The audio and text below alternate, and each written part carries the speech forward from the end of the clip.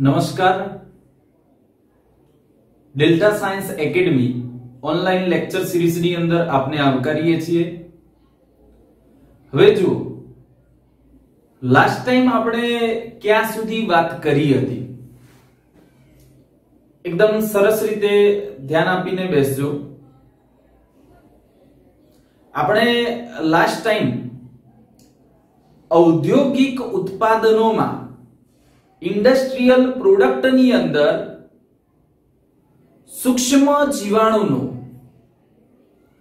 કઈ રીતે ઉત્પાદન મેળવવા માટે ઉપયોગ થાય છે એની આપણે વાત કરી, એની આપણે ડિસ્કશન કરી। તો એ ડિસ્કશન ની અંદર આપણે ઔદ્યોગિક ઉત્પાદનોની અંદર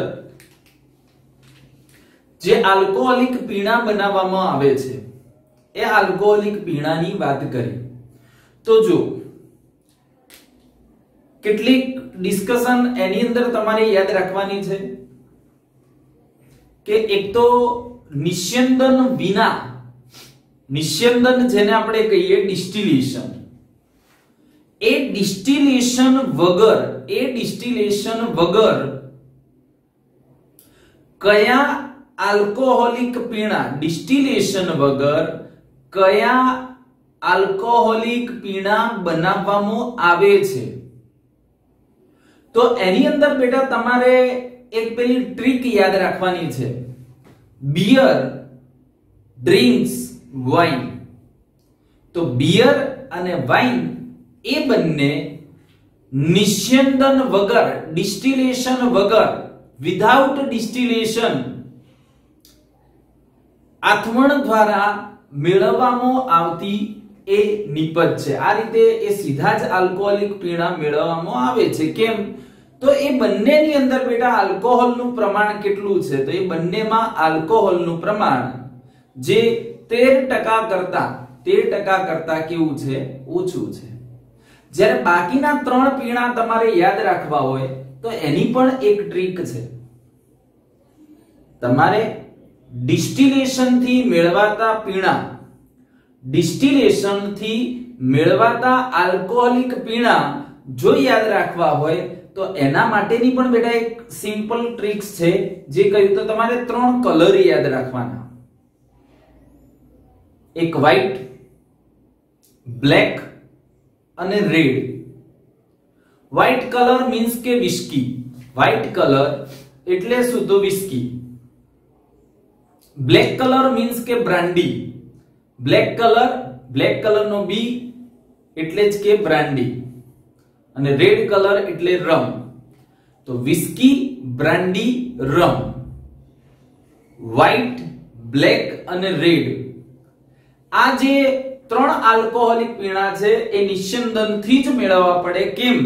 તો એની અંદર બેટા આલ્કોહોલનું પ્રમાણ કેવું છે? તો વધારે છે માટે। આટલું કમ્પ્લીટ? ઓકે।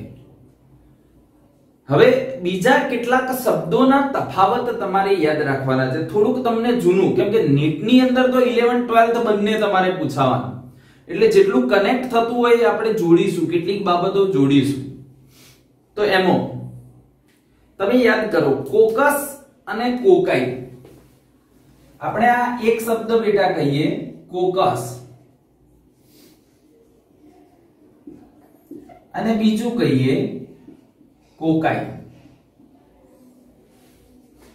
આ શું હતું યાદ કરો, આ શું છે?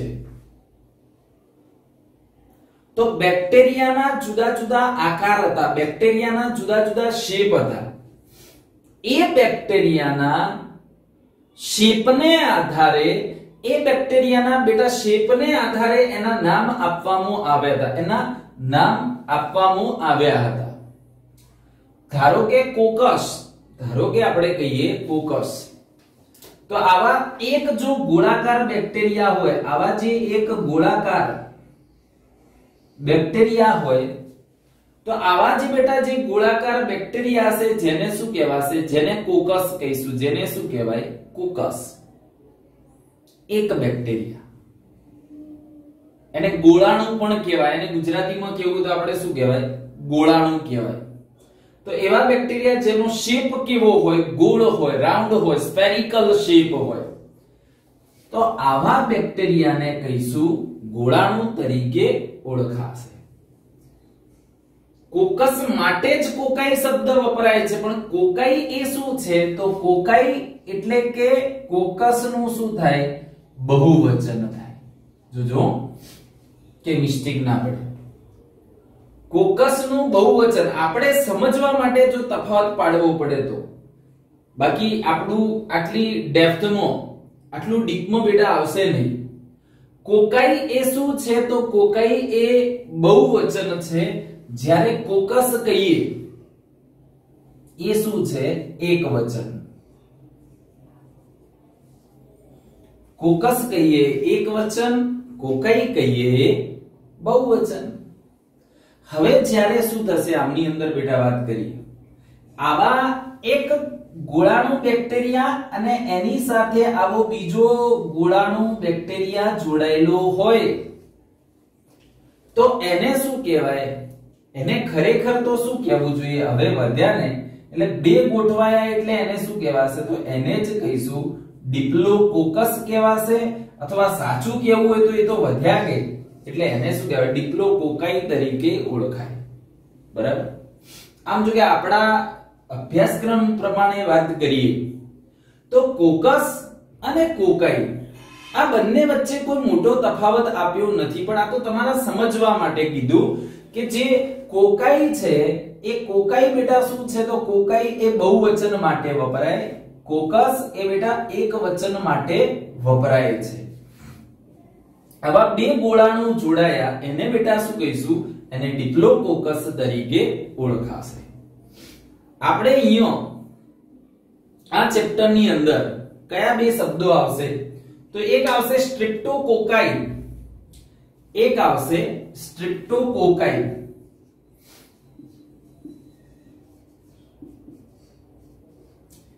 સ્ટ્રિપ્ટોકોકાઈ એ લખેલું હોય અથવા તો બેટા આવું પણ લખેલું હોય સ્ટ્રિપ્ટોકોકસ.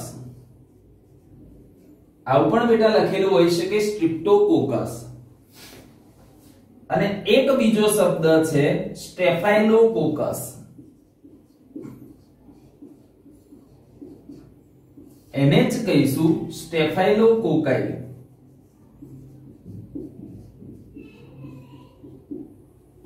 એને જ કહેવાશે સ્ટેફાઇલોકોકાઈ. બરાબર. તો એક સ્ટ્રિપ્ટોકોકાઈ, બીજું સ્ટેફાઇલોકોકાઈ. બંને માટે શબ્દ કયો વપરાય? સ્ટ્રિપ્ટોકોકસ, અહીંયા વપરાય સ્ટેફાઇલોકોકસ. તો આનો ફરક શું? આ બંનેમાં તફાવત શું? તો સમજો કે ધારો કે આવા ગોળાણુ બેક્ટેરિયા છે, ધારો કે બેટા આવા ગોળાણુ બેક્ટેરિયા છે, એ ગોળાણુ બેક્ટેરિયા આવો એક બેક્ટેરિયા હોય, આવો બીજો હોય, ત્રીજો હોય, ચોથો હોય, પાંચમો હોય, આવા ઘણા બધા એક જ હરોળમાં ગોઠવાયેલા હોય. જોજો એક જ લાઈનની અંદર બેટા આ બેક્ટેરિયા ગોઠવાયેલા હોય, એક જ લાઈનની અંદર, એક જ હરોળની અંદર આ જો બેક્ટેરિયા બેટા ગોઠવાયેલા હોય તો આવા જે એક જ હરોળમાં ગોઠવાયેલા હોય સ્ટ્રિપ્ટો, આ સ્ટ્રિપ્ટો નો અર્થ શું થાય? તો સ્ટ્રિપ્ટો મીન્સ કે શું થાય? તો સ્ટ્રિપ્ટો એટલે કે શું થાય? સ્ટ્રિપ્ટો એટલે કે ચેઇન. એક હરોળ એક ચેઇનમાં બેક્ટેરિયા ગોઠવાયેલા હોય તો આવા બેક્ટેરિયાને શું કહીશું આપણે? સ્ટ્રિપ્ટોકોકાઈ તરીકે ઓળખાય.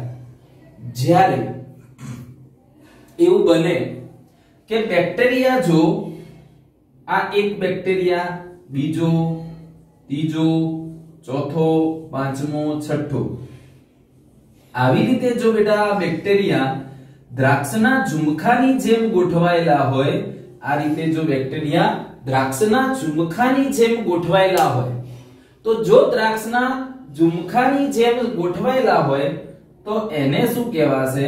તો એને જ કહીશું સ્ટેફાઇલોકોકસ તરીકે, અથવા ખરેખર સાચું કહેવું હોય તો સ્ટેફાઇલોકોકાઈ તરીકે ઓળખાય. તો અહીંયા એક સ્ટ્રિપ્ટોકોકસ થયું, સ્ટેફાઇલોકોકસ થયું. સ્ટ્રિપ્ટોકોકસ એટલે કે બેક્ટેરિયા આવી રીતે એક ચેઇનમાં ગોઠવાયેલા હોય, અને સ્ટેફાઇલોકોકસ જેમાં બેક્ટેરિયા આવા દ્રાક્ષના ઝુમખાની જેમ ગોઠવાયેલા હોય. આટલું કમ્પ્લીટ થાય છે. આ બે શબ્દો તમારે ધ્યાનમાં રાખવાના. આટલું આપણે કાઢી દઈએ, બીજી વાત કરીએ.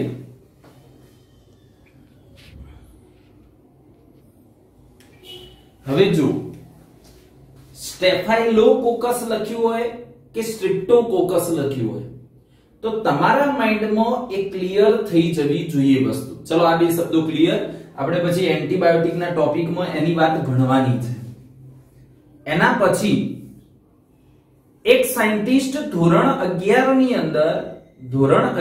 ની અંદર એક ચેપ્ટર આવતું કોષ રચનાનું, કોષ જીવનનો એકમ.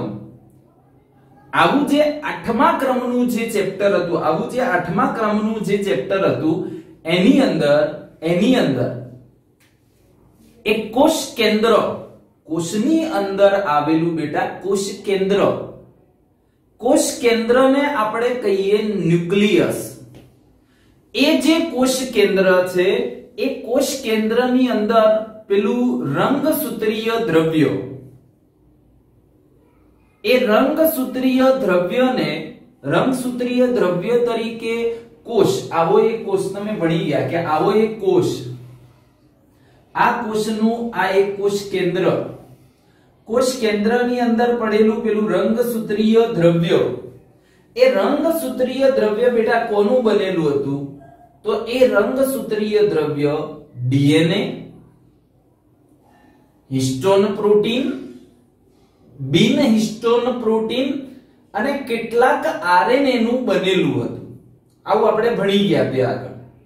તો આવું જે આ રંગસૂત્રીય દ્રવ્ય હતું, એને એક સાયન્ટિસ્ટ હતા, એ કયા? ફ્લેમિંગ. એક સાયન્ટિસ્ટ હતા, જે સાયન્ટિસ્ટ નું નામ બેટા શું હતું? તો એ સાયન્ટિસ્ટ નું નામ હતું શું? ફ્લેમિંગ. એમને અભિરંજકની મદદથી આને શું કર્યું? આને અભિરંજિત કર્યું. આ જે રંગસૂત્રીય દ્રવ્ય હતું, એને શું કર્યું હતું? અભિરંજિત કર્યું હતું. કયા સાયન્ટિસ્ટે તે કર્યું હતું? ફ્લેમિંગે. અને જે અભિરંજિત થયેલો ભાગ હતો, જે બેટા અભિરંજિત થયેલો ભાગ હતો, આવા અભિરંજિત થયેલા ભાગને એમને શું નામ આપ્યું હતું? તો એમને નામ આપ્યું હતું ક્રોમેટીન. યાદ રાખજો, એમને બેટા શું નામ આપ્યું હતું? એમને નામ આપ્યું હતું ક્રોમેટીન. તો ત્યો પણ ફ્લેમિંગ હતા. વૈજ્ઞાનિક, શ્રીમાન વૈજ્ઞાનિક કયા હતા? ફ્લેમિંગ હતા. બરાબર. અને એન્ટીબાયોટિક્સ સૌપ્રથમ એન્ટીબાયોટિક્સ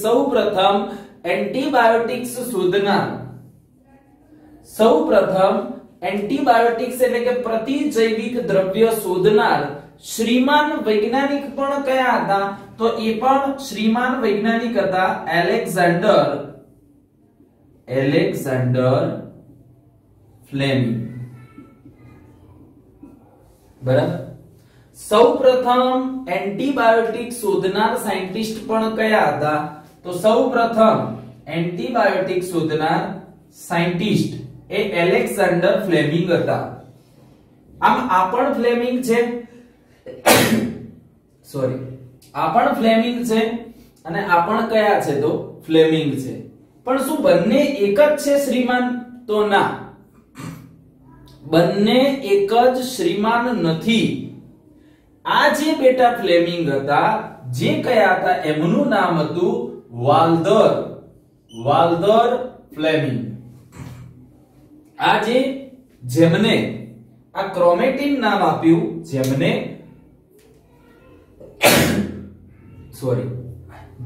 ક્રોમેટીન નામ આપ્યું, એવું જે ક્રોમેટીન નામ જેમને આપ્યું હતું, એ વાલ્ધર ફ્લેમિંગ નામના સાયન્ટિસ્ટ હતા.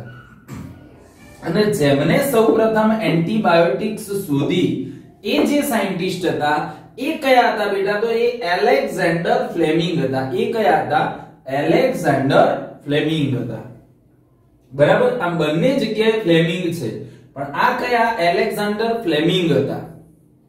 પેલા કયા હતા? વાલ્ધર ફ્લેમિંગ હતા. તો વાલ્ધર ફ્લેમિંગે, અથવા કહીશું એક ફ્લેમિંગ, જેમને કોષ કેન્દ્રમાં રહેલું જે જનીન દ્રવ્ય હતું, જે રંગસૂત્રીય દ્રવ્ય હતું, એને પેલા રંગથી, અભિરંજકથી અભિરંજિત કરી અને એમને શું નામ આપ્યું? એમને નામ આપ્યું ક્રોમેટીન. જ્યારે જે એલેક્ઝાન્ડર ફ્લેમિંગ હતા એ સાયન્ટિસ્ટે એન્ટીબાયોટિક્સ ની શું કરી? શોધ કરી. એ શ્રીમાન સાયન્ટિસ્ટે એન્ટીબાયોટિક્સ ની શું કરી? શોધ કરી. આઈ ફ્લેમિંગ, આ એલેક્ઝાન્ડર ફ્લેમિંગ, પેલા કયા બેટા? તો વાલ્ધર ફ્લેમિંગ. ચલો ક્લિયર થાય આટલું? ઓકે. બીજી બાબત, કેટલાક WhatsApp ની અંદર આ ડાઉટ્સ ને બધું આવેલું છે એટલે આપણે ચર્ચા કરી દઈએ. બીજી એક બાબત આપણે કહીએ તો એમાં આ જે આપણે કહીશું કે ભાઈ ફર્મેન્ટર, એક શબ્દ કયો થાય? ફર્મેન્ટર. ફર્મેન્ટર માટે આપણે શબ્દ શું વાપરીએ? આથવણકારકો. ફર્મેન્ટર એટલે શું? આથવણકારકો. તો એવું પાત્ર, એવું જે પાત્ર કે જેની અંદર આથવણની પ્રક્રિયા કરવામાં આવતી હોય, મેં પહેલા સમજાયેલું છે, જેની અંદર આથવણની પ્રક્રિયા કરવામાં આવતી હોય એવું જે વાસણ હોય, એવું જે પાત્ર હોય, એને બેટા શું કહીશું? એને કહેવાશે ફર્મેન્ટર. એને શું કહીશું? ફર્મેન્ટર. તો આવું એક પાત્ર હોય, સપોઝ કે આપણે સમજવા માટે કહીએ, આવું એક પાત્ર હોય કે જે એક પાત્રની અંદર, આવું એક પાત્ર હોય જે એક પાત્રની અંદર આથવણની પ્રક્રિયા થતી હોય, આવું જે સાધન હોય, આ સાધનને બેટા શું કહેવાશે? તો આને જ કહીશું ફર્મેન્ટર તરીકે ઓળખાય. આને કહેવાશે ફર્મેન્ટર તરીકે ઓળખાશે. જ્યારે બીજું કેવું હોય તો ફર્મેન્ટેશન પ્લાન્ટ. બીજું એક કહીશું ફર્મેન્ટેશન પ્લાન્ટ. આ ફર્મેન્ટેશન પ્લાન્ટ એટલે શું? ફર્મેન્ટેશન પ્લાન્ટ એટલે શું? તો ધારો કે જો બુકની અંદર બે ફોટોગ્રાફ આપેલા છે, એક ફર્મેન્ટરનો છે જેમાં એક જ આવું પાત્ર મોટું દર્શાયેલું હશે, જ્યારે આખો એક બીજો ફર્મેન્ટેશન પ્લાન્ટ આવેલો છે. આખો એક આવો શું આવેલો છે? ફર્મેન્ટેશન પ્લાન્ટ આવેલો છે. તો આ જે ફર્મેન્ટેશન પ્લાન્ટની અંદર શું થશે? આવું એક પાત્ર હોય, એની સાથે આવું એક બેટા બીજું પાત્ર જોડાયેલું હોય, આવું એક ત્રીજું પાત્ર જોડાયેલું હોય, બરાબર? આમ જ્યારે આવા ઘણા બધા પાત્રો એટલે કે કન્ટેનર જોડાયેલા હોય, ધારો કે આમાં આથવણ થતું હોય, આથવણને પરિણામે નીપજ મળે, અહીંયા જતી હોય, એની ઉપર કોઈ શુદ્ધિકરણની પ્રક્રિયા થતી હોય, અહીંયા ફાઇનલ નીપજ મળતી હોય, ફાઇનલ પ્રોડક્ટ મળતી હોય, તો આવો જે આખો પ્લાન્ટ હોય, આ પ્લાન્ટને શું કહેવાય? એને ફર્મેન્ટેશન પ્લાન્ટ તરીકે ઓળખાય. આ જે પ્લાન્ટ છે એને બેટા શું કહીશું? તો એને ફર્મેન્ટેશન પ્લાન્ટ તરીકે ઓળખાશે. તો જો ફર્મેન્ટર અને ફર્મેન્ટેશન પ્લાન્ટ, આખો એનો પ્લાન્ટ હશે, બરાબર? મોટી જગ્યામાં ફેલાયેલો હોય, અને આ કેવું? એક જ પાત્ર માટે આવો શબ્દ વાપરવામાં આવતો હશે. તો જો જેમના ડાઉટ આયા હતા એની અંદર સ્ટેફાઇલોકોકસ અને સ્ટ્રિપ્ટોકોકસ વચ્ચેનો તફાવત તમારા માઇન્ડમાં ક્લિયર. પછી જે ડાઉટ આવ્યો તો કોકસ અને કોકાઈ, એ વચ્ચેનો તફાવત ક્લિયર. ફ્લેમિંગ વાળું યાદ રાખજો, કેમ કે એની અંદર કન્ફ્યુઝન ઉદ્ભવી શકે. બંને અલગ પર્સન છે, બંને અલગ અલગ માણસો છે. ફર્મેન્ટર અને ફર્મેન્ટેશન પ્લાન્ટ વચ્ચેનો તફાવત તમે ધ્યાનમાં રાખશો. હવે એના પછી મારે તમને વાત કરવી છે, કેટલીક વાત કરવી છે એમાં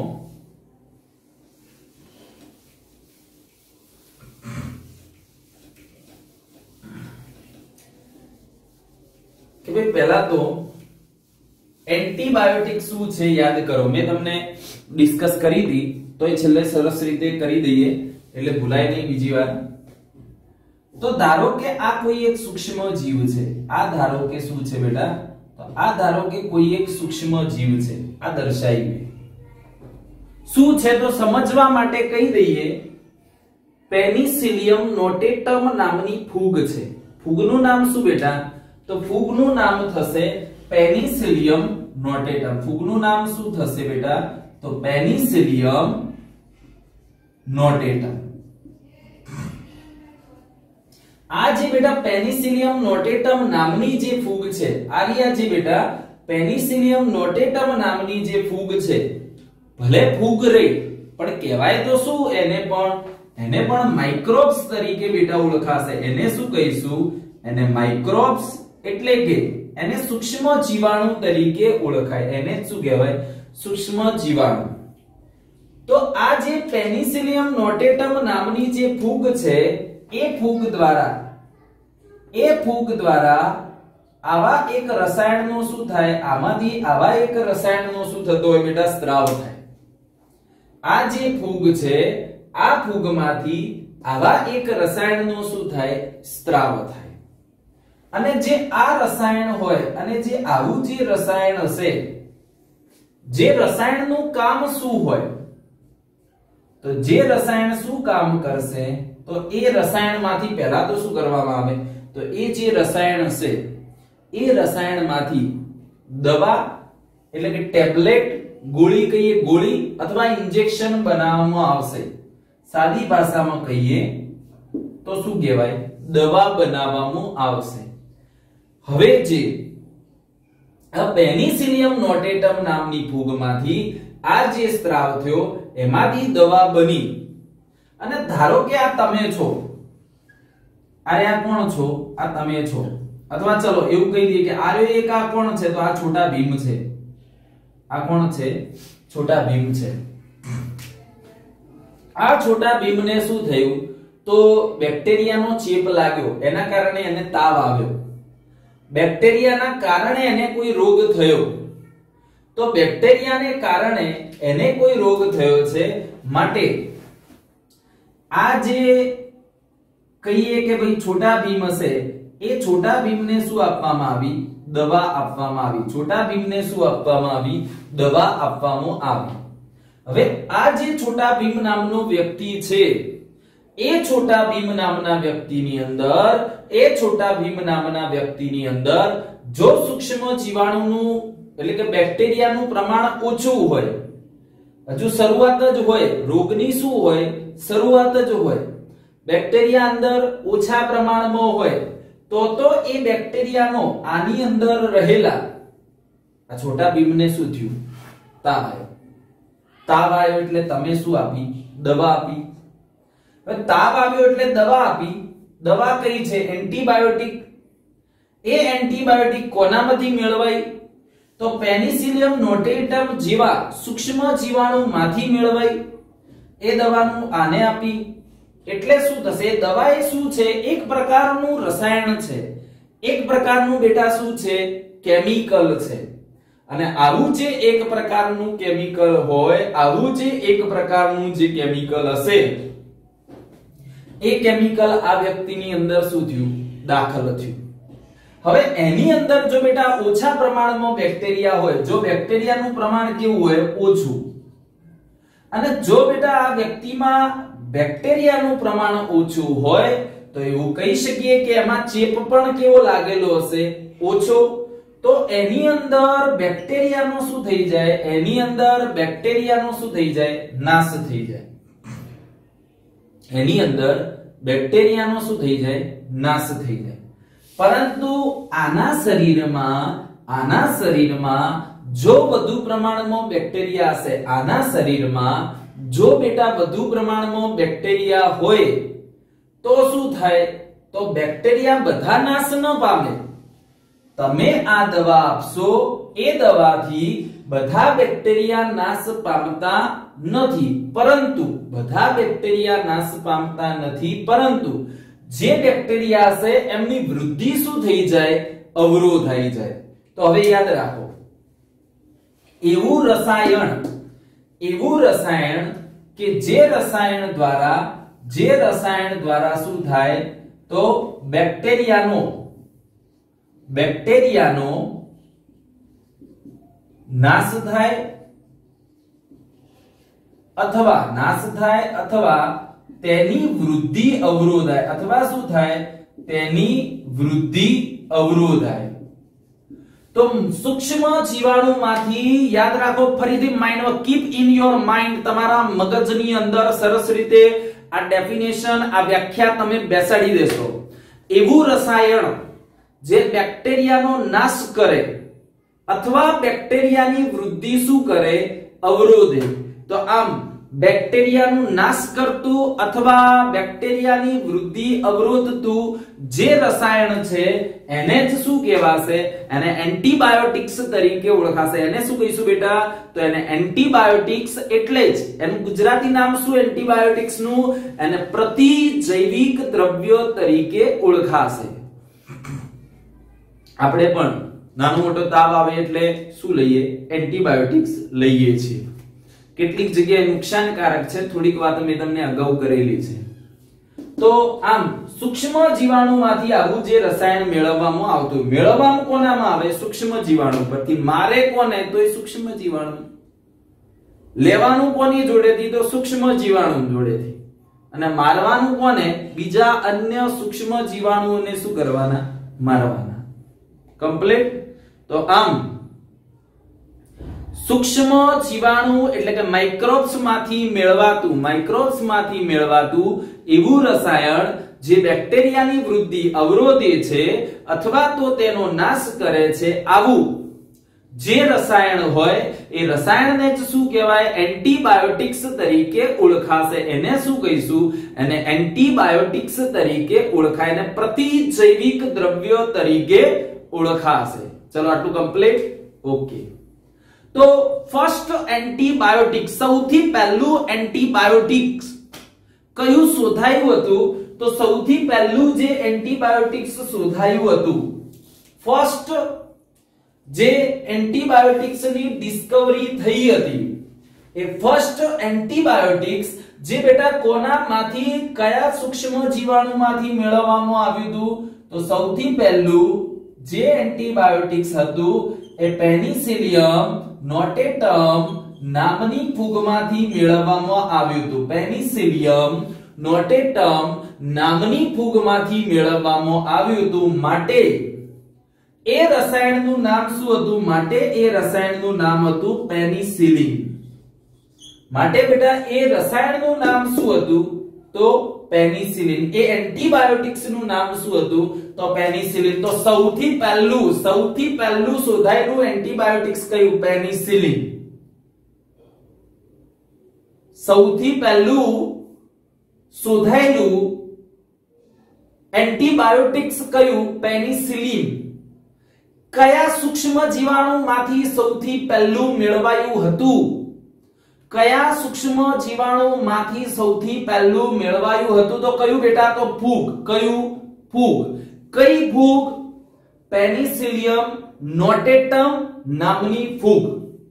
પેનિસિલિયમ રોક્વીફોર્ટ અલગ, પેનિસિલિયમ રોક્વીફોર્ટ અલગ છે, એ રોક્વીફોર્ટ ચીઝ બનાવવા વપરાય અલગ। અને એન્ટીબાયોટિક્સ જે કોનામાંથી? તો પેનિસિલિયમ નોટેટમ નામની ફૂગમાંથી મેળવવામાં આવે છે। ચાલો કમ્પ્લીટ, આટલું ક્લિયર? ઓકે। હવે જો આ જે શોધ થઈ ને, આ જે શોધ થઈ એન્ટીબાયોટિકની 20મી સદીની, જોજો 20મી સદીની મહત્વની શોધ કહેવાય। એને કેવી કહેવાશે? એને 20મી સદીની મહત્વની શોધ કહેવાય કે જેને બાયોલોજીનો ઇતિહાસ બદલી કાઢ્યો।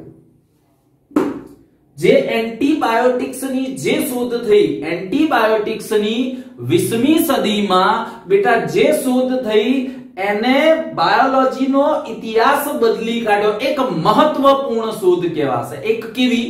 મહત્વપૂર્ણ શોધ કહેવાશે, જેને જીવ વિજ્ઞાનની હિસ્ટ્રી બદલી નાખી। ખૂબ જ મહત્વપૂર્ણ શોધ એ થઈ। કેમ? એ હું તમને કહું છું। તો આટલું સમજાય છે તમારા મગજમાં? ઓકે, સિગ્નિફિકન્ટ ડિસ્કવરી કહેવાય. અને પાછી એ શોધ આકસ્મિક રીતે થયેલી. આકસ્મિક રીતે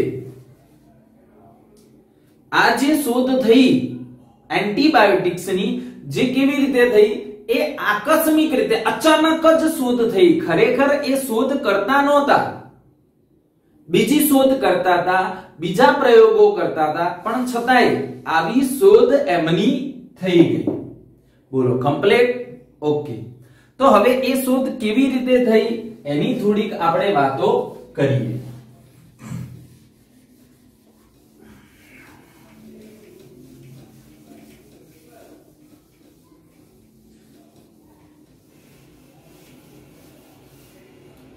તો જો, હવે એક સાયન્ટિસ્ટ હતા. સાયન્ટિસ્ટ નું નામ શું હતું? તો સાયન્ટિસ્ટ નું નામ હતું એલેક્ઝાન્ડર ફ્લેમિંગ. એક જે સાયન્ટિસ્ટ હતા, આ શ્રીમાન સાયન્ટિસ્ટ નું નામ શું હતું? એ એલેક્ઝાન્ડર ફ્લેમિંગ નામના સાયન્ટિસ્ટ હતા. એ એલેક્ઝાન્ડર ફ્લેમિંગ નામના સાયન્ટિસ્ટ, આ જે એલેક્ઝાન્ડર ફ્લેમિંગ નામના જે સાયન્ટિસ્ટ હતા, એ એલેક્ઝાન્ડર ફ્લેમિંગ નામના સાયન્ટિસ્ટે એ કોના ઉપર પ્રયોગો કરતા હતા? તો એ સ્ટેફાઇલોકોકાઈ ઉપર પ્રયોગ કરતા હતા. એ કોના ઉપર રિસર્ચ એમને કોના ઉપર ચાલતું હતું? સ્ટેફાઇલોકોકાઈ અથવા કહીએ સ્ટેફાઇલોકોકસ બેક્ટેરિયા, અથવા કહીશું બેટા સ્ટેફાઇલોકોકસ બેક્ટેરિયા ઉપર એ રિસર્ચ કરતા હતા. અને તેઓ જે આ સ્ટેફાઇલોકોકાઈ બેક્ટેરિયા ઉપર પ્રયોગ કરતા હતા એ દરમિયાન એ જે એમનું રિસર્ચ ચાલતું હતું, એ જે આ શ્રીમાનનું સંશોધન ચાલતું હતું, એ સમયે બેટા શું થયું? તો એ સમયે એવું બન્યું કે આવી એક પેટ્રી ડીશ શું છે? મેં તમને સેકન્ડ લેક્ચરમાં બધું સમજાવી દીધું છે. આવી એક પેટ્રી ડીશ હતી. એ પેટ્રી ડીશની અંદર આ શ્રીમાન સાયન્ટિસ્ટે શું કર્યું? તો આ જે શ્રીમાન સાયન્ટિસ્ટ હતા એમને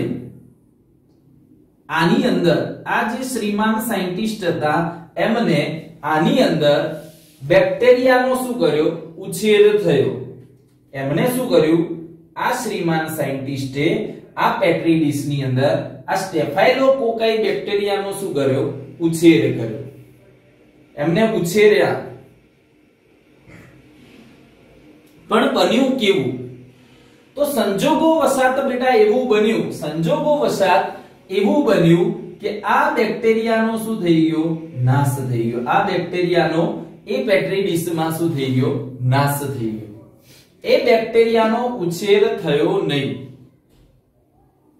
ત્યારે એમને વિચાર્યું કે આવું કેમ થયું? આવું બેટા શું કરવા થયું કે પેટ્રી ડીશ ઉપર આ બેક્ટેરિયાનો ઉછેર ના થયો, આ બેક્ટેરિયા નાશ પામી ગયા. આવું બેટા કેમ બન્યું?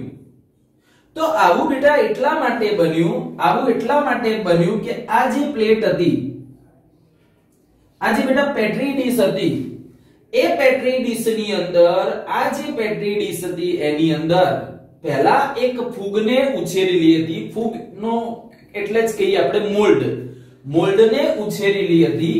આ જે મોલ્ડ એ કઈ? તો પહેલા આની ઉપર પેનિસિલિયમ નોટેટમ નામની ફૂગ ઉછેરેલી હતી. કઈ હતી? પેનિસિલિયમ નોટેટમ નામની બેટા ફૂગનો શું કરેલો હતો? ઉછેર કરેલો હતો. અને એને બરાબર ધોઈ હતી નહીં. એ પ્લેટ ઉપર એ પેટ્રી ડીશ ઉપર ઓલરેડી પહેલેથી આ પેનિસિલિયમ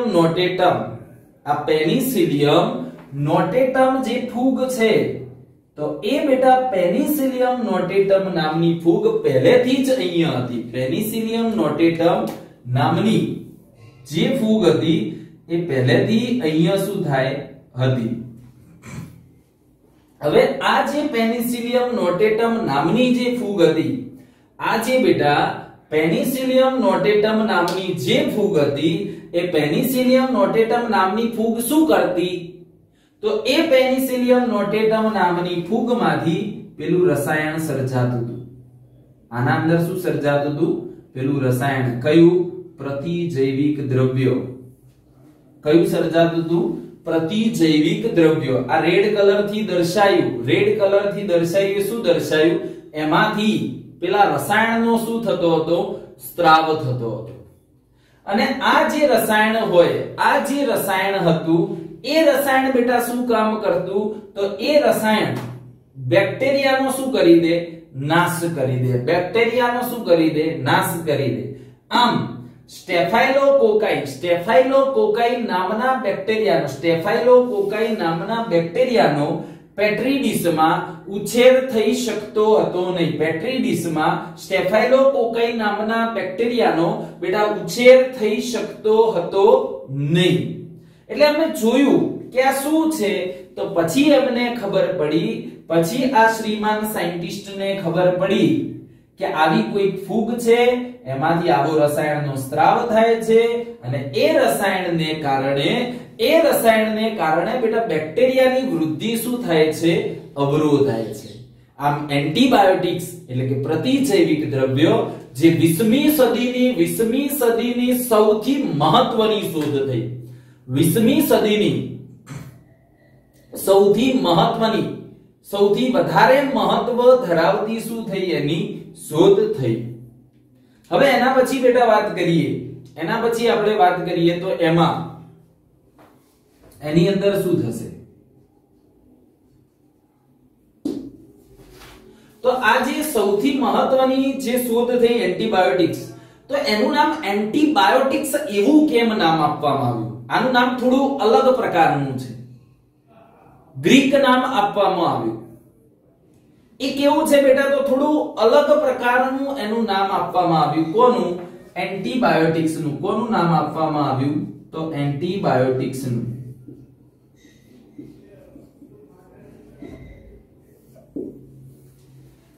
એન્ટીબાયોટિક્સ ની અંદર બેટા એન્ટી કહીએ. એન્ટીબાયોટિક્સ ની અંદર એન્ટી કહીએ. એન્ટી એટલે શું?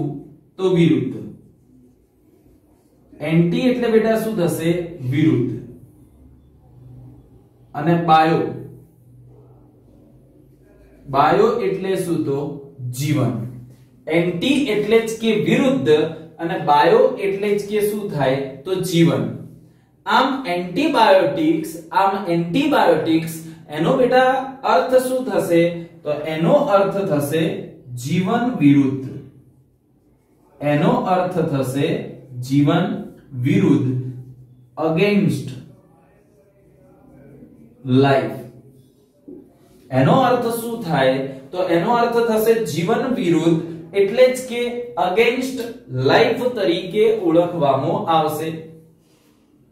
તો જો એન્ટીબાયોટિક્સ માં એન્ટી એટલે કે વિરુદ્ધ, બાયો જેને લાઈફ સાયન્સ કહીએ, જીવન કહીએ, તો આમ એન્ટીબાયોટિક્સ એનો બેટા અર્થ શું થાય?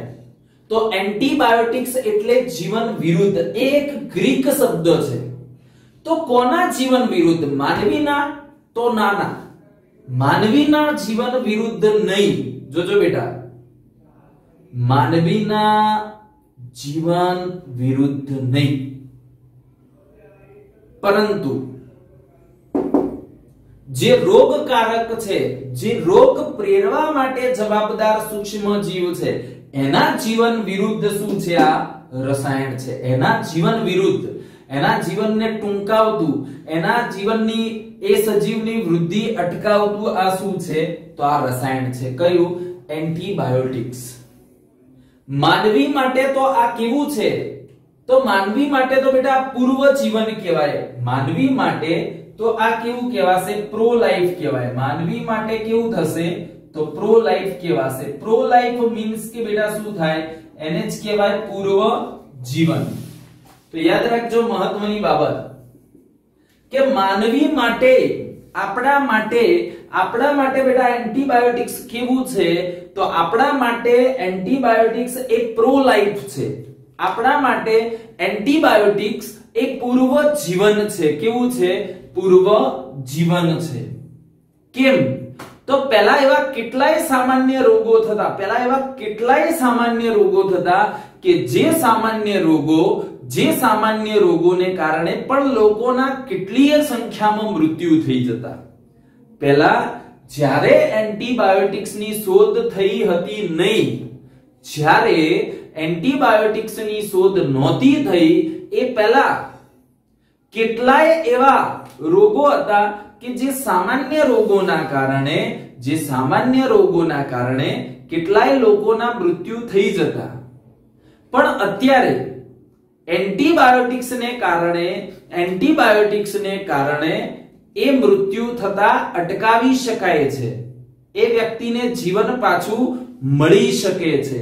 તો એવા કેટલાય રોગોની અંદર આ એન્ટીબાયોટિક્સ આપવામાં આવે છે. માટે એને માનવી માટે શું કહેવાય?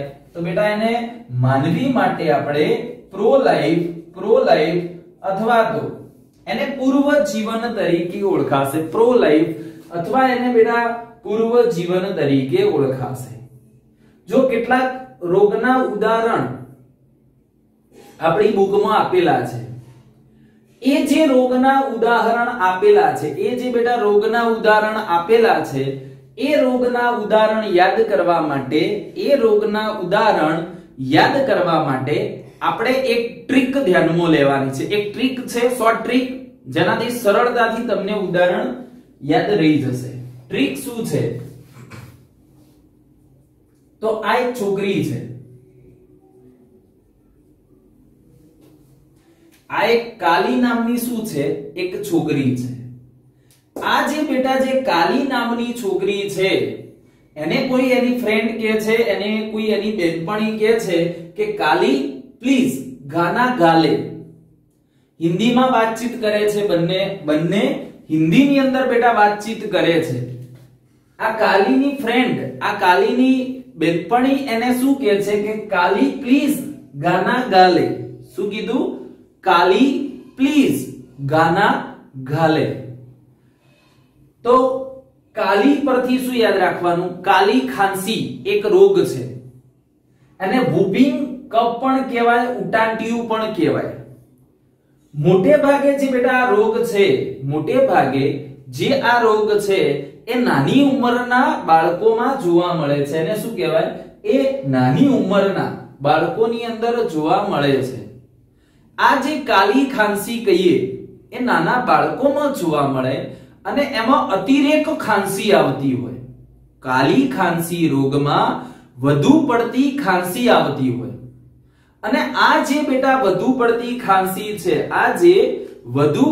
ખાંસી છે એ ખાંસીને કારણે એટલી હદે ખાંસી આવે કે એમાં જે બાળકને થાય એક વિશિષ્ટ અવાજ સાથેની ખાંસી હોય. એ ખાંસી સામાન્ય નહીં પણ વિશિષ્ટ અવાજ સાથેની ખાંસી હોય. અને આવી જે અવાજ સાથેની ખાંસી હોય એને શું કહેવાય?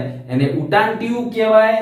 અથવા તમારે કમ્પલસરી સ્પેલિંગ ના આવડે તો ચાલશે, પણ અંગ્રેજી શબ્દ યાદ હોવું જોઈએ. વૂપિંગ કફ કહેવાય, અથવા એને કાલી ખાંસી તરીકે ઓળખાય.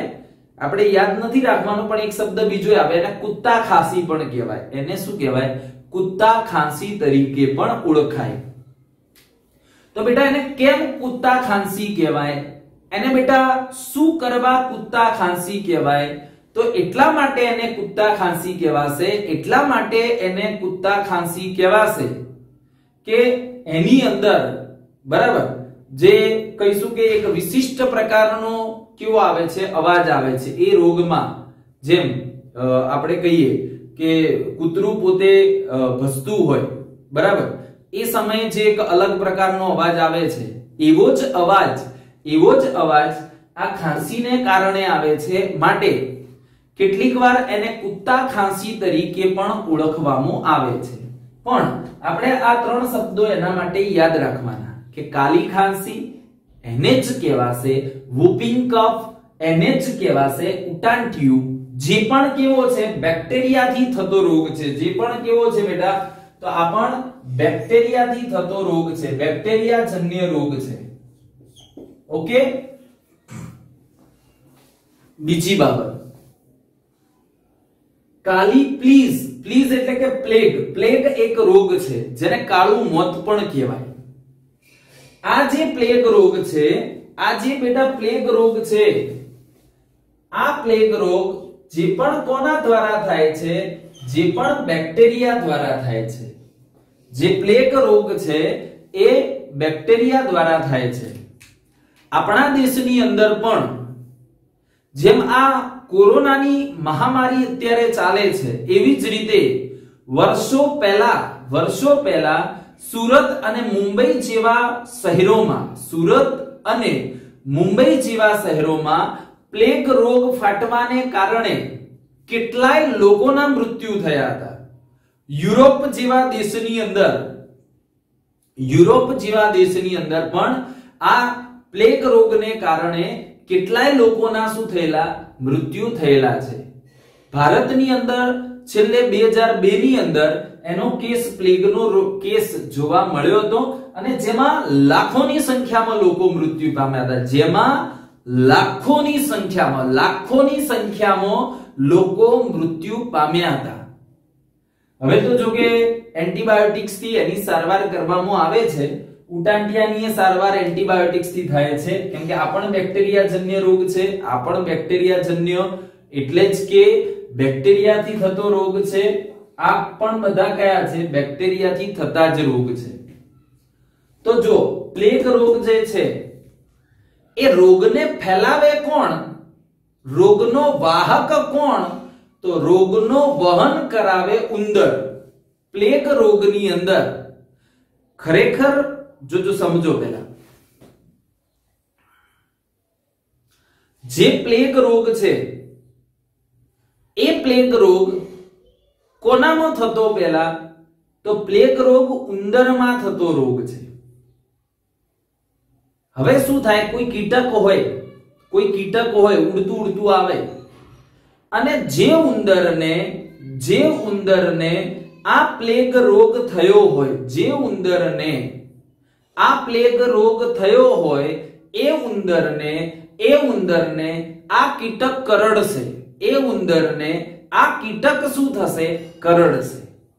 કીટક કરડે એટલે ઉંદરના શરીરમાં રહેલ પ્લેગ રોગ થવા માટેના જે બેક્ટેરિયા છે એ કીટકમાં જાય. કીટક હવે બીજા ઉંદરને કરડે એટલે એના શરીરની અંદર એ બેક્ટેરિયા જતા રહે. પણ હવે શું થાય, તો હવે કોઈ ઉંદર મરી ગયો, પ્લેગ થવાથી કોઈ ઉંદર મરી ગયો, તો આ જે ઉંદર છે એની અંદર રહેલા જે બેક્ટેરિયા છે હવે કોનામાં દાખલ થઈ જાય, માનવીમાં. કોનામાં બેટા દાખલ થાય, માનવીમાં. તો માનવીને શું થાય, પ્લેગ રોગ થશે. માનવીને શું થાય, તો પ્લેગ રોગ થશે. આમ આ જે પ્લેગ છે એ પણ બેક્ટેરિયાજન્ય રોગ છે. અત્યારે એની દહેશત રહી નથી. જેમ કે અત્યારે કોરોના વાયરસ છે તો સમય સાથે એની વેક્સિન શોધાઈ જશે, રસી શોધાઈ જાય, પ્રોપર દવા શોધાઈ જશે, પછી એટલી મોટી એની દહેશત રહેશે નહીં. તો આમ પહેલા પ્લેગ રોગથી તમારા વડીલોને ખબર હશે, પ્લેગ રોગની કદાચ તમે તો ધ્યાનમાં નહીં, પણ વડીલોને, તમારા ફાધર મધરને ખ્યાલ હશે કે પ્લેગ રોગને કારણે મુંબઈ અને સુરત જેવી સિટીની અંદર કેટલાય લોકોના મૃત્યુ થયા હતા. ત્યાં ઉંદરના કારણે આ રોગ ફેલાયો હતો. બીજું આ ગલગોટુ, આ અંગ્રેજી શબ્દ તમારે યાદ રાખવાનો. આ ગલગોટુ એને જ કહેવાય ડિપ્થેરિયા. આ ડિપ્થેરિયા કહીએ જેમાં તાવ આવે, ખાંસી આવે, બરાબર, કળતર થવી, આ બધા એના શું છે, લક્ષણો છે. અને ડિપ્થેરિયા ગાના જી જી, ગા તો પણ જી, જી જી જી જી, બરાબર. તો અહીંયા બંને જી આપણે ધ્યાનમાં લીધા છે. ગલગોટુ કહેવાય. અને ગલગોટુ એનું જ બીજું નામ શું થશે બેટા, તો ડિપ્થેરિયા. ગલગોટુ એનું જ બીજું નામ શું થાય તો ગલગોટુ એનું બીજું નામ થશે ડિફ્થેરિયા તરીકે તેને ઓળખવામાં આવશે. આ પણ બેક્ટેરિયાથી થતો શું છે રોગ. હવે એક બીજો જો કાલી પ્લીઝ ગાના ગાલે રિક્વેસ્ટ કરે છે કે કાલી તું ગીત ગાઈ લે. એક રિક્વેસ્ટ કરે છે કે કાલી તું ગીત ગાઈ લે. કાલી પ્લીઝ ગાના ગાલે આવી એક રિક્વેસ્ટ થાય છે. કાલી તો કાલી ખાંસી, પ્લીઝ તો પ્લેગ, ગાના ગા તો ગલગોટુ અને લે તો લેપ્રોસી. નીટની અંદર આ બધા પૂછાઈ શકે એટલે ધ્યાનમાં રાખજો ખાસ. લેપ્રોસી એનું બીજું નામ બેટા થશે રક્તપિત્ત. એને જ કહેવાશે કુષ્ઠ રોગ તરીકે ઓળખાય. એને જ શું કહેવાય કુષ્ઠ રોગ તરીકે ઓળખાય. આ જે કુષ્ઠ રોગની હવે દવા મળી આવે છે તો કુષ્ઠ રોગ એને જ કહેવાય રક્તપિત્ત. એને જ કહેવાશે લેપ્રોસી. ગાના ગા તો ગલગોટુ, પ્લીઝ તો પ્લેગ, કાલી તો કાલી ખાંસી. આમ જે આ ચારે રોગો છે આ ચારે રોગો મહાભયંકર રોગો હતા. આ ચારે રોગો જે ભયંકર રોગો હતા એની અંદર કુષ્ઠ રોગ છે, પ્લેગ રોગ છે. આવા જે રોગો છે અને પ્લેગને કારણે તો લાખો લોકોના મૃત્યુ થયા પૂરા વિશ્વમાં. આ જે લાખો લોકોના મૃત્યુ થયા છે પણ અત્યારે એન્ટીબાયોટિક્સ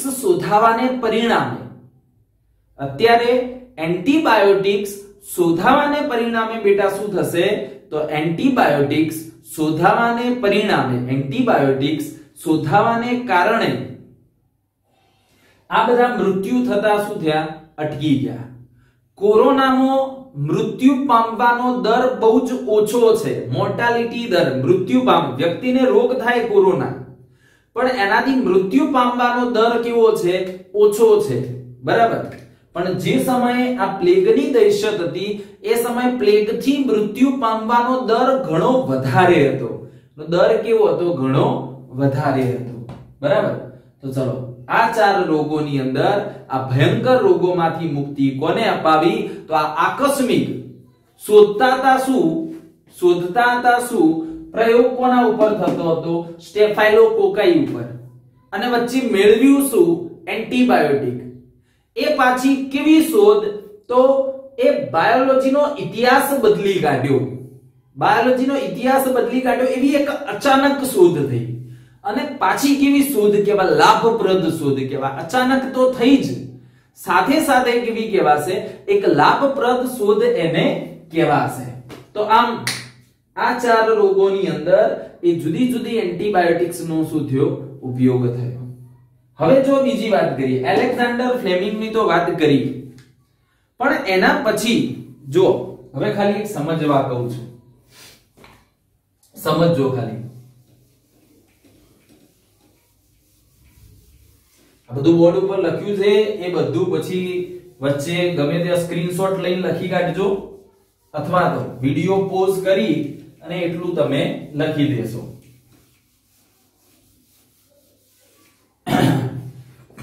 હવે જોજો આ જે એલેક્ઝાન્ડર ફ્લેમિંગ હતા ને એ એલેક્ઝાન્ડર ફ્લેમિંગે આવી સરસ મજાની શોધ કરીને એલેક્ઝાન્ડર ફ્લેમિંગે આવી સરસ મજાની શોધ કરી એટલે લોકોએ એમને હાર પહેરાવ્યો. લોકોએ એમને શું પહેરાવ્યો હાર પહેરાવ્યો.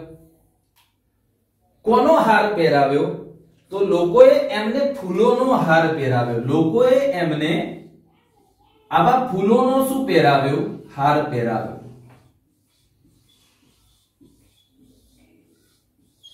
તો લોકોએ એમને જે આ ફૂલોનો હાર પહેરાવ્યો ફૂલ જોજો આવું કઈ નથી આ ગપ્પા મારું છું ખાલી એક આના ઉપરથી તમને એક ટ્રીક આપું છું કે કદાચ કોઈ વાર કોઈ સાયન્ટિસ્ટોની માહિતી આધારિત બાબતમાં કન્ફ્યુઝન હોય યાદ ના આવતું તો આવી ટ્રીક ઉપરથી યાદ રહી જાય.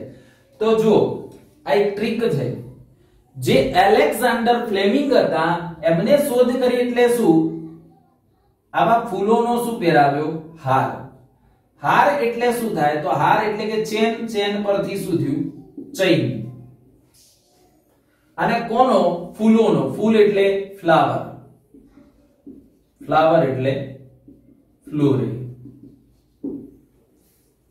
તો આ જે જો આટલું ધ્યાનમાં રાખજો. ફ્લાવર મીન્સ કે ફ્લોરે સાયન્ટિસ્ટ નું નામ છે. ફ્લાવર ઉપરથી તમારે શું યાદ રાખવાનું? ફ્લોરે. આ જે શ્રીમાન સાયન્ટિસ્ટ ને હાર પહેરાવ્યો, પણ હાર સાનો પહેરાવ્યો? ફૂલોનો હાર પહેરાવ્યો. હાર સાનો પહેરાવ્યો? ફૂલોનો હાર પહેરાવ્યો. હાર એટલે જ શું? તો ચેન. બરાબર, ચેન એટલે ચેન. તો હવે સમજો, જે એલેક્ઝાન્ડર ફ્લેમિંગ હતા, જે એલેક્ઝાન્ડર ફ્લેમિંગ નામના જે સાયન્ટિસ્ટ હતા, એ એલેક્ઝાન્ડર ફ્લેમિંગ નામના સાયન્ટિસ્ટે એ એલેક્ઝાન્ડર ફ્લેમિંગ નામના શ્રીમાન સાયન્ટિસ્ટે જે પેનિસિલિનની શોધ કરી, જે એન્ટીબાયોટિકની શોધ કરી, એની તીવ્ર ઇફેક્ટ, એની તીવ્ર અસર માટે કેટલાક ફેરફારો બીજા બે વૈજ્ઞાનિકે કર્યા. તો જો એની અંદર યાદ રાખજો, આ ચૈન છે ને, એટલે ચૈન પરથી વૈજ્ઞાનિકનું નામ થશે અર્નેસ્ટ ચૈન. બરાબર. અને ફ્લાવર પરથી વૈજ્ઞાનિકનું નામ થશે ફ્લોરે, એટલે એનું નામ શું છે? હાવર્ડ ફ્લોરે. તો હવે 1945 ની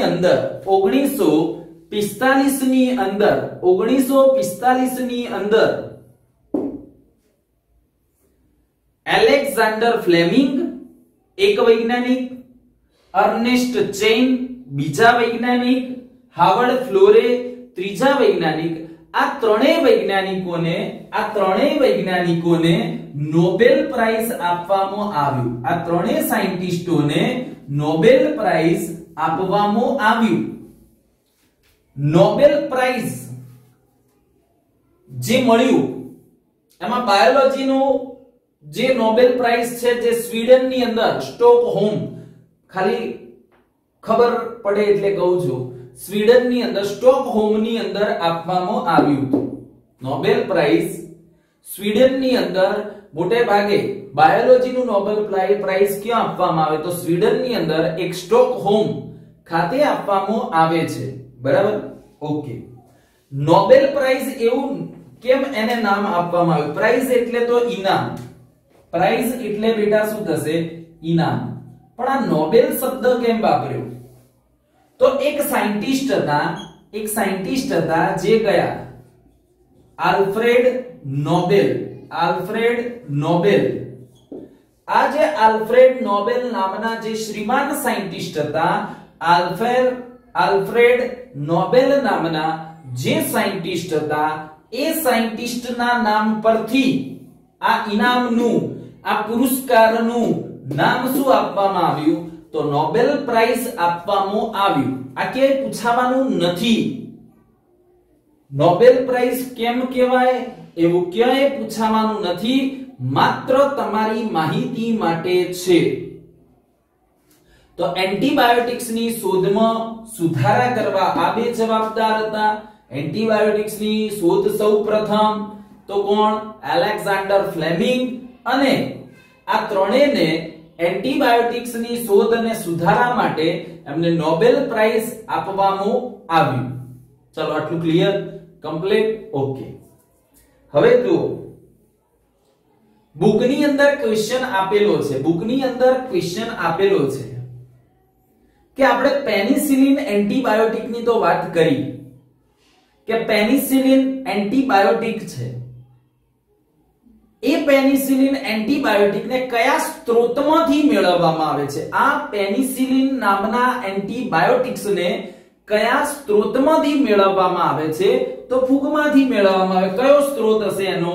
તો એનો સ્ત્રોત થશે પેનિસિલિયમ નોટેટમ નામની ફૂગ. એનો સ્ત્રોત થશે બેટા પેનિસિલિયમ નોટેટમ નામની ફૂગ. અથવા બીજો સ્ત્રોત કયો હશે? પેનિસિલિયમ ક્રાઇસોજેનમ. પેનિસિલિયમ નોટેટમ નામની ફૂગ અથવા પેનિસિલિયમ ક્રાઇસોજેનમ નામની ફૂગમાંથી જે રસાયણ મળી આવે બેટા એને જ શું કહેવાય? એને પેનિસિલિન તરીકે ઓળખાશે. એને શું કહીશું? એને પેનિસિલિન તરીકે ઓળખાય. તો પેનિસિલિન એ શું છે? તો પેનિસિલિન એ શું છે? એન્ટીબાયોટિક્સ. which microbes, કયા સૂક્ષ્મ જીવાણુમાંથી મેળવવામાં આવ્યા? તો પેનિસિલિયમ નોટેટમ અથવા પેનિસિલિયમ ક્રાઇસોજેનમ માંથી મેળવવામાં આવ્યા. હવે બીજી વાત, નીટની અંદર ખાસ શું તૈયાર કરવાનું છે આપણે? તો નીટની અંદર બુકનું કન્ટેન્ટ તો ખરી જ, બુકની માહિતી તો ખરી જ, એના કન્સેપ્ટ તો ખરી જ, સાથે સાથે ચેપ્ટરમાં વચ્ચે વચ્ચે ક્વેશ્ચન આપેલા હોય છે. એક ક્વેશ્ચન અને બીજા સ્વાધ્યાયના ક્વેશ્ચન.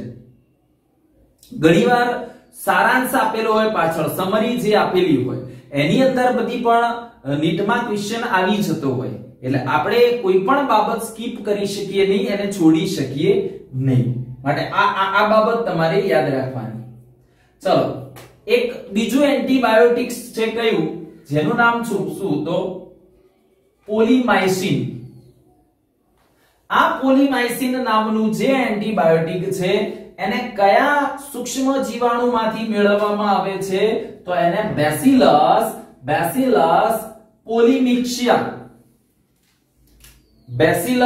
પોલીમિક્સા નામના બેક્ટેરિયામાંથી મેળવવામાં આવે છે. તમે વિચારી શકો છો કે બેસિલસ એટલે કેવો? દંડાણુ આકાર. બેક્ટેરિયાનો બેસિલસ એટલે કેવો આકાર? તો યાદ રાખજો બેટા કે જ્યાં આગળ પણ બેસિલસ લખેલું હોય તો બેસિલસ નો મીનિંગ શું થાય? કે એ બેક્ટેરિયાનો આકાર કેવો હશે? આવો દંડાણુ હશે. તો આ બેસિલસ પોલિક્સીમા નામના બેક્ટેરિયામાંથી પોલીમાઇસિન નામનું એન્ટીબાયોટિક મળી આવ્યું. આ યાદ રાખવાનું છે, એક્સ્ટ્રા માહિતી છે. પણ કેમ? તો બુકની અંદર ક્વેશ્ચન સ્ત્રોત અને એન્ટીબાયોટિક્સ પૂછ્યા છે માટે. ચલો, આવું બીજું પૂછે કે સ્ટ્રિપ્ટોમાઇસિસ ફ્રેડી માંથી કયું એન્ટીબાયોટિક મેળવાય છે? તો નેરોમાઇસિન. માંથી કયું એન્ટીબાયોટિક મેળવાય છે? તો નેરોમાઇસિન. અને એક બીજું એન્ટીબાયોટિક્સ જે મેળવાય છે કયું? ટેરેમાઇસિન નામનું જે એન્ટીબાયોટિક્સ મેળવાય છે એ કયા બેક્ટેરિયામાંથી મેળવાય છે? તો એ કયા? સ્ટ્રિપ્ટોમાઇસિસ